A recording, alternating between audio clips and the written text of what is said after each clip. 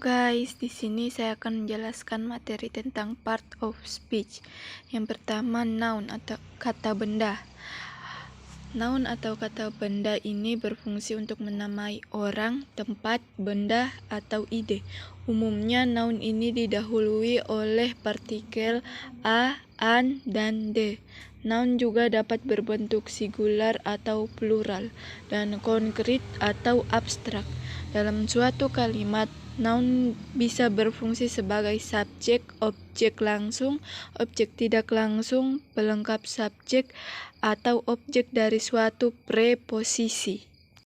Macam-macam noun diantara lain yaitu countable dan uncountable noun, proper dan common noun, abstract dan concrete noun, dan collective noun. Contohnya seperti countable noun atau dapat dihitung, contohnya seperti book, car, food, tree. Uncountable noun tidak dapat dihitung, contohnya seperti English, happiness, milk. Common noun atau umum, contohnya seperti country, desert, species. Proper noun atau spesifik, contohnya seperti Indonesia, Sahara, Albert Einstein.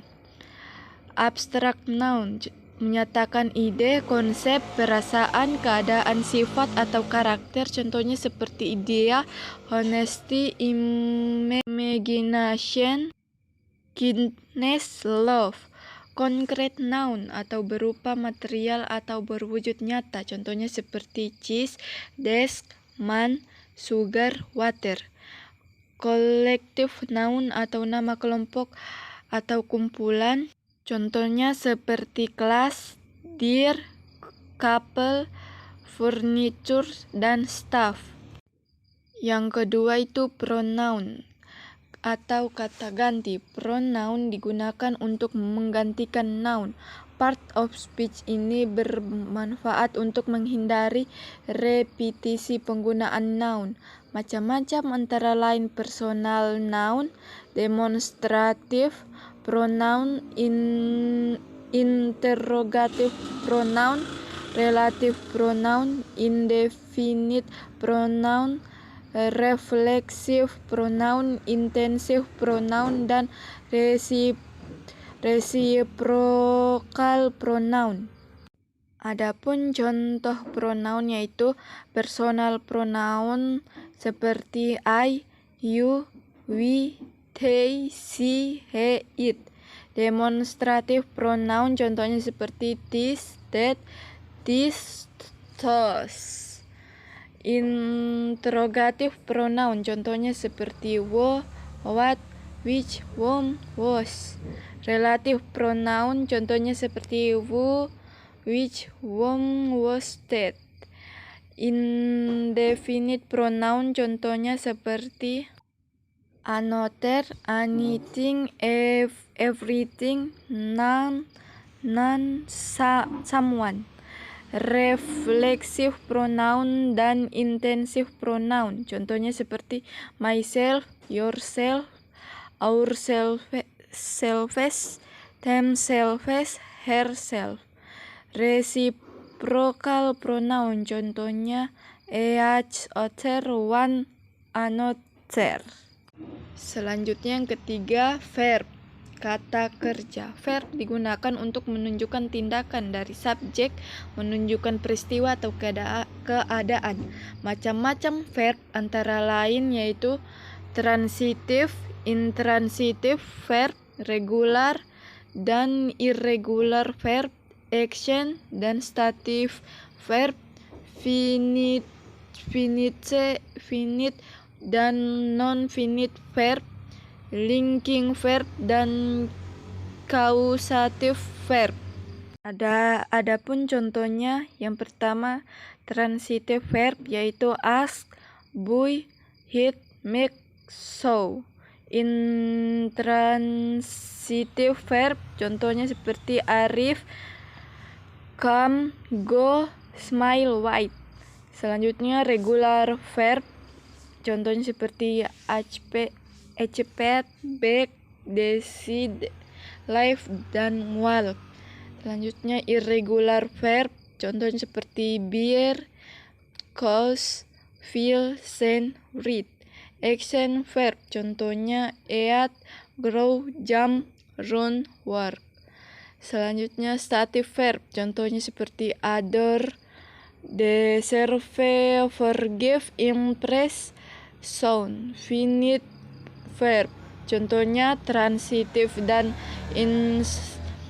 intransitive verb, action dan stative verb, linking verb, dan auxiliary verb. Non-finite verb, contohnya seperti present, participle, past,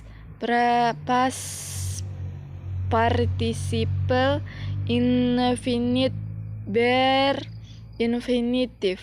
Linking verb, contohnya seperti be, look, seem, tasty. Yang terakhir causative verb, contohnya seperti get, have, lead, let, dan make. Yang keempat, adjektif atau kata sifat. Adjektif adalah suatu kata yang digunakan untuk menggambarkan atau memodifikasi noun atau pronoun. Biasanya terletak sebelum noun atau pronoun, namun dapat juga terletak sesudah linking verb yang berhubungan dengan indera.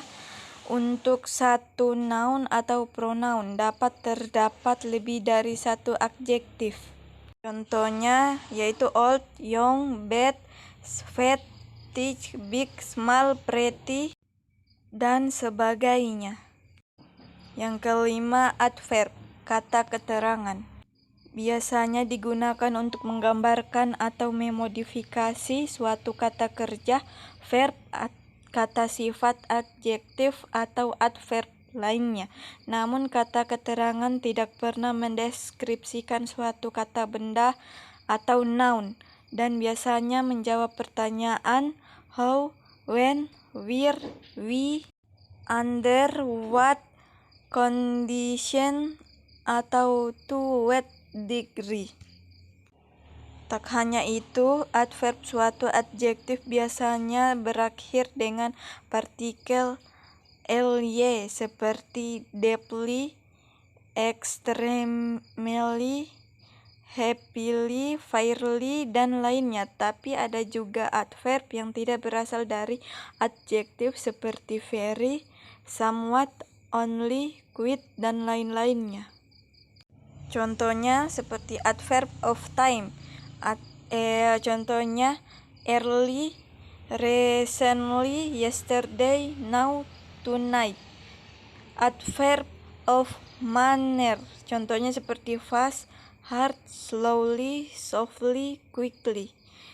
Adverb of degree, contohnya seperti enough, with, so, to, very. Adverb of modality, contohnya seperti likely, maybe, perhaps, possibly, unlikely. Adverb of frequency, contohnya seperti always, barely, daily, often, sometimes. Yang selanjutnya adverb of place, contohnya seperti away, behind, here, nearby, somewhere.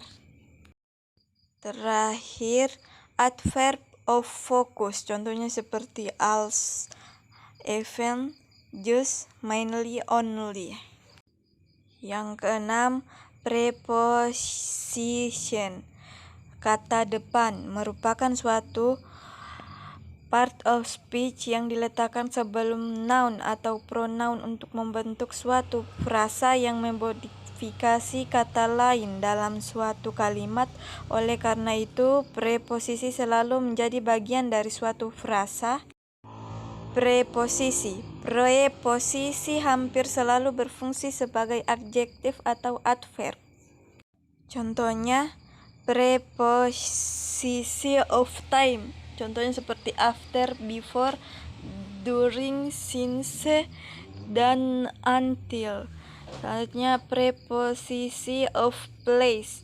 Contohnya seperti above, at, in, on, under. Preposisi of movement.